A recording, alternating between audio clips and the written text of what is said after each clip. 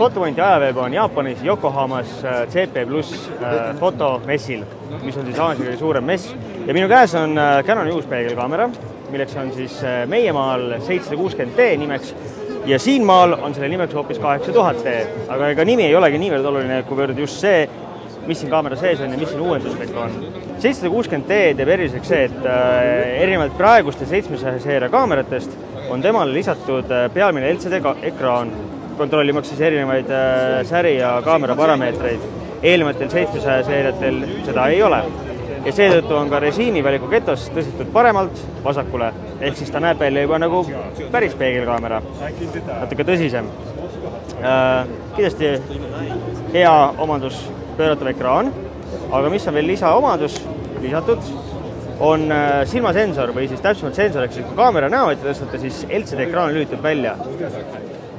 Sisuliselt loomulikult hästi suureks uuenduseks on teravustamissensor. Nimelt on kõik 19 teravustamispunkti ristsensor tüüpi, mis tähendab seda, et viimane üks neist on väga täpsed ja kiired ja konkreetsed teravustamisel. Lisaks pealmisele LCD lisamisele on 760D lisatud ka selline tagumine ratas, mis on siis tuntud vähe kõrgema klassi peegelkaameratelt Canoni puhul, et sellel on siis ka nii-öelda tagumine valikuketas ja loomulikult valikuketta lukustus. Samamoodi muidugi funktsioneerivad ka erinevad funktsiooni-nupud siin, nii nagu ikka.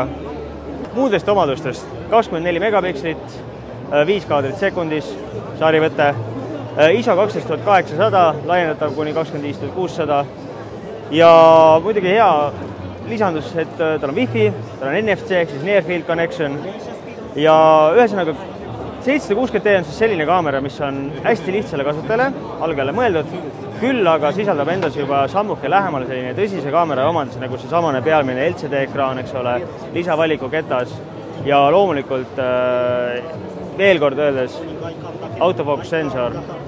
Kõik punktid on ristsensorid, et see on nagu väga hea edasiarendus.